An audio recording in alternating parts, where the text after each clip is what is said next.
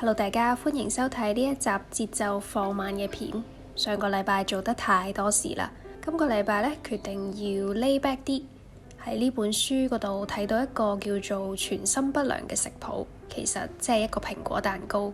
作者嘅媽媽以前每次整呢一款蛋糕，都會令到作者同佢嘅朋友食唔停口，所以就將佢改咗做全心令到佢哋長肉嘅全心不良。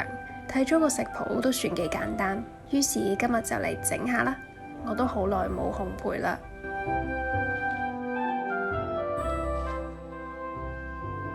以下係材料嘅份量。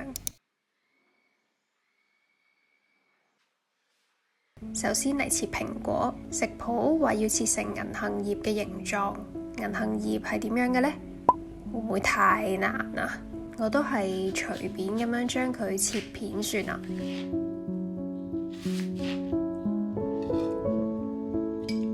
切好咗蘋果，將油同埋砂糖混合。我用嘅係普通嘅粟米油。打入2粒雞蛋，撈勻佢。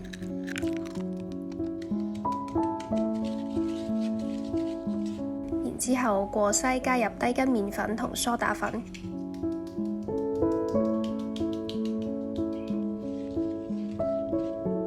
撈勻之後加入蘋果同埋杏仁片就可以啦。書入邊嘅食譜係用合桃嘅，但係因為屋企冇啦，所以就用咗杏仁片嚟代替。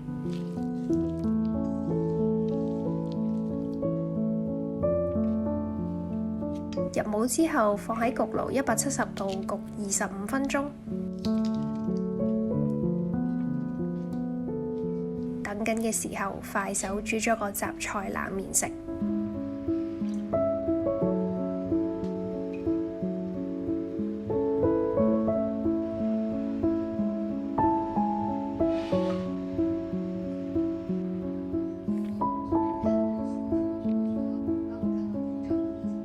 前幾日喺 podcast 嗰度聽到一句說話，做個真正嘅快樂廢物，都係另一個層次嘅導行。聽到嘅嗰一刻即刻醒晒，都真係啊！我哋生活喺高速發展嘅社會裏面，明明已經到達咗身心俱疲嘅狀態，但係放手唔理，竟然會令到大部分人都覺得內疚。放工之後嚟自上司嘅 email、WhatsApp， 假日面對客戶嘅提問或者業績嘅焦慮，人類啊！需要嘅時候就休息下啦，要唔要試下一齊做一次冇罪疚感、真正嘅快樂廢物？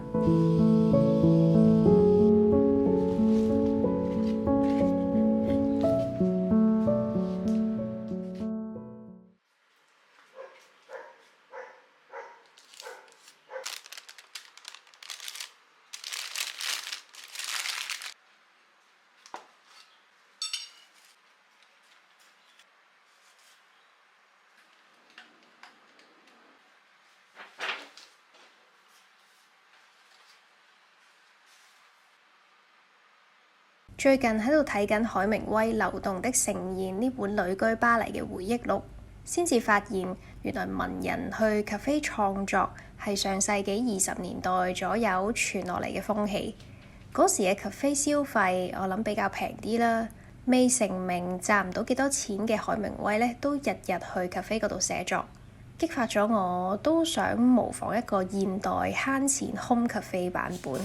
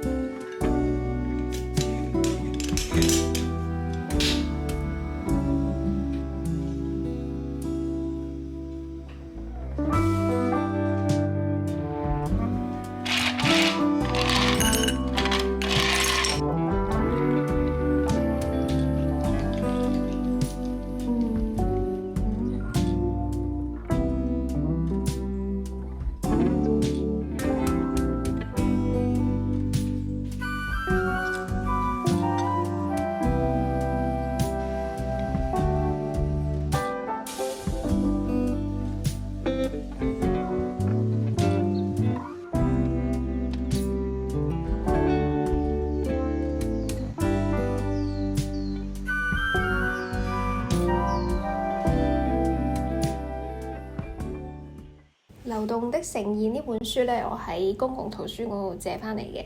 我借嘅係香港嘅譯本，我覺得幾好睇。佢講述咗呢海明威佢啲上世紀20年代啦，去巴黎旅居嘅一啲事情啊。嗰陣時佢係一個駐歐嘅記者啦，就仲未出名嘅，仲未有一啲好傑出嘅作品出現啦。所以咧，佢去到巴黎咧，其實係一個窮困嘅狀態去嘅，係喺呢個貧窮嘅生活中咧，去掙扎創作進步嘅生活。原來咧，旅居呢個概念咧喺上世紀20年代已經出現㗎啦，同埋嗰陣時嘅文人咧都係好中意去 cafe 嗰度蒲嘅。佢咧喺入邊有講到咧，其中一篇散文揾唔翻添，唔緊要，冇 mark 低咧，冇做筆記就係會咁樣㗎啦，揾唔翻。總之咧，大概嗰一句咧就係講海明威當時咧佢即係都算係貧困嘅人士啦，靠呢個越洋寄過嚟嘅稿費咧支撐生活嘅，因為每日都做緊創作，做緊喜歡嘅事，係唔會受到窮困呢樣嘢困擾嘅。就算窮困係一個事實啦，生活現況嘅事實啦，但係佢並冇因為咁樣咧而覺得係唔幸福或者唔快樂咯。呢個都幾擊中咗係我嘅心聲，即係雖然而家可能未必會揾好多錢啊，但係夠食夠我生活，咁就已經好滿足快樂啦。呢本《流動的盛宴》咧，雖然係叫做一本散文集啦、回憶錄咁樣啦，但係咧你又可以當佢係一個有虛構成分嘅半小説咁樣去睇。海明威佢寫嘅好多形容喺巴黎嘅生活都好形象化，好有畫面，我覺得係值得一睇嘅呢本書。跟住咧就啱啱上個禮拜完成一個市集啦。跟住其實咧7月中我都會有一個市集，佢都係喺荃灣南豐紗廠嗰度嘅。咁今次我都會準備一個小小嘅 reading corner，即係帶少少書過去出售啦。跟住有我既有嘅產品啦。咁所以咧，如果上次大家係嚟唔到嘅話咧，或者冇揀啱書，上次可能想再揀下嘅話咧，7月中仲有嘅。另外咧就有一個令我興奮嘅消息，就係咧，我同我嘅朋友嘅 podcast 節目終於都上線啦，喺 Spotify 啦同埋 Apple Podcast 都有嘅。我哋嘅節目名咧叫做心噏書影會，係英文嗰個心啦，然之後噏亂噏嗰個噏啦，就會講書啦同埋電影嘅。第一集咧，我哋就講咗一套我哋都好中意嘅電影《日麗》啊。如果有興趣嘅朋友咧，就可以去聽下啦，或者訂閱埋嘅。第一集咧就嗰個聲嘅質素係有待改善嘅，我都覺得。但係凡事總有第一次嘛，有第一次做咗先有進步啊嘛，係咪？所以咧，下一次我哋會更加好嘅，相信係。咁今日嘅片就嚟到呢度先啦，我下次再見，拜拜。